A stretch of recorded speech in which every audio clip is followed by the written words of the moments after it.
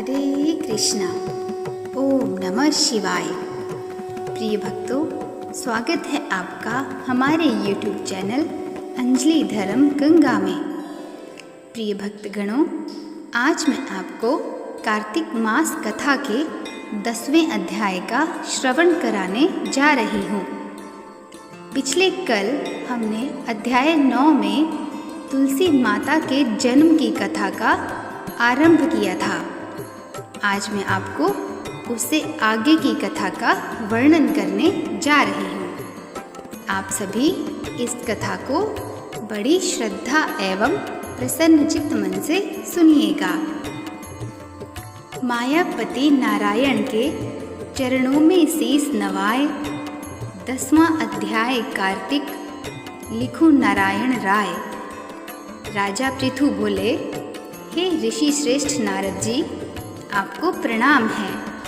कृपया अब यह बताने की कृपा कीजिए कि जब भगवान शंकर ने अपने मस्तक के तेज को क्षीर सागर में डाला तो उस समय क्या हुआ?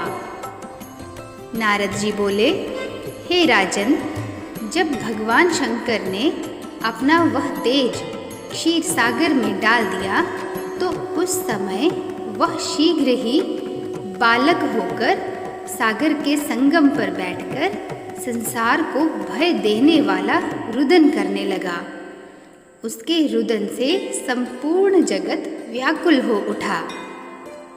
लोकपाल भी व्याकुल हो गए, चराचर चलायमान हो गया। शंकर सुवन के रुदन से संपूर्ण ब्रह्मांड व्याकुल हो गया। यह देखकर सभी देवता और ऋषि मुनि व्याकुल होकर ब्रह्मा जी की शरण में गए और उन्हें प्रणाम कर उनकी स्तुति करने लगे। उन सभी ने ब्रह्मा जी से कहा, हे पितामह, यह तो बहुत ही विकट परिस्थिति उत्पन्न हो गई है। हे महायोगिन, इसको नष्ट कीजिए। देवताओं के मुख से इस प्रकार वचन सुनकर ब्रह्मा जी सत्यलोक से उतरकर उस बालक को देखने के लिए सागर तट पर आए। सागर ने ब्रह्मा जी को आता देखकर उन्हें प्रणाम किया और बालक को उठाकर उनकी गोद में दे दिया। आश्चर्यचकित होते हुए ब्रह्मा जी ने पूछा, हे सागर, यह बालक किसका है? शीघ्रता पूर्वक कहो। सागर विनम्रता पूर्वक बोला, प्रभु, यह तो मुझे ज्ञात नहीं है, परंतु मैं अवश्य इतना जानता हूँ कि यह गंगा सागर के संगम पर प्रकट हुआ है। इसलिए हे जगत गुरु, आप इस बालक का जात, कर्म आदि संस्कार करके इसका जातक फल बताइए। नारद जी राजा पृथु से बोले, सागर ब्रह्मा जी के गले में हाथ डालकर बार बार उनका आकर्षण कर रहा था। फिर तो उसने ब्रह्मा जी का गला इतनी जोर से पकड़ा कि उससे पीड़ित होकर ब्रह्मा जी की आंखों से अश्रु टपकने लगे। ब्रह्मा जी ने अपने दोनों हाथों का जोर लगाकर किसी प्रकार सागर से अपना गला छुड़वाया और सागर से कहा, हे सागर, सुनो, मैं तुम्हारे इस पुत्र का जातक फल कहता हूँ। मेरे नेत्रों से जो यह जल निकला है, इस कारण इसका नाम जलंधर होगा।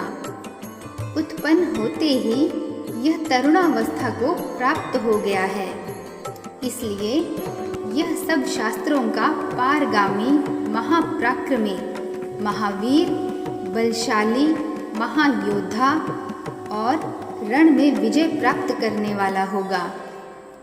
यह बालक सभी दैत्यों का अधिपति होगा। यह किसी से भी पराजित न होने वाला तथा भगवान विष्णु को भी जीतने वाला होगा। भगवान शंकर को छोड़कर यह सबसे अवध्य होगा। जहाँ से इसकी उत्पत्ति हुई है, यह वहीं जाएगा। इसकी पत्नी बड़ी पतिव्रता, सौभाग्यशालिनी, सर्वांग सुंदरी, परम मनोहर, मधुर वाणी बोलने वाली तथा शीलवान होगी।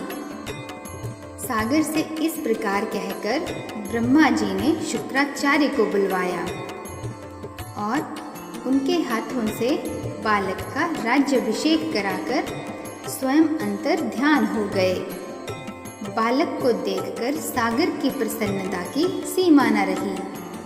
वह हर्षित मन से घर आ गया। फिर सागर में उस बालक का लालन पालन कर उसे पुष्ट किया। फिर काल नेमि नामक असुर को बुलाकर वृंदा नामक कन्या से विधि पूर्वक उसका विवाह कर दिया। उस विवाह में बहुत बड़ा उत्सव हुआ। श्री शुक्राचार्य के प्रभाव से पत्नी सहित जलंधर दैत्यों का राजा हो गया। तो प्रिय भक्तों, आप सब भी बोलिए जय श्री कृष्णा, ओम नमः शिवाय। प्रिय भक्तगणों, आशा करती हूँ कि कार्तिक मास कथा का 10वें अध्याय की मेरे द्वारा कही गई। तो प्रिय भक्तगणों, आप सब भी प्रेम से बोलिए जय श्री कृष्णा, ओम नमः शिवाय।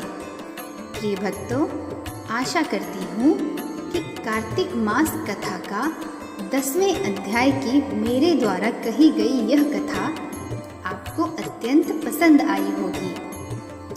यदि इस कथा को कहने में हमसे कोई त्रुटि हुई हो तो हमें क्षमा कर दीजिएगा।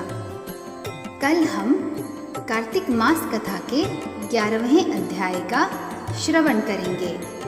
मिलते हैं नेक्स्ट वीडियो में। तब तक के लिए जय श्री कृष्णा, नमस्कार।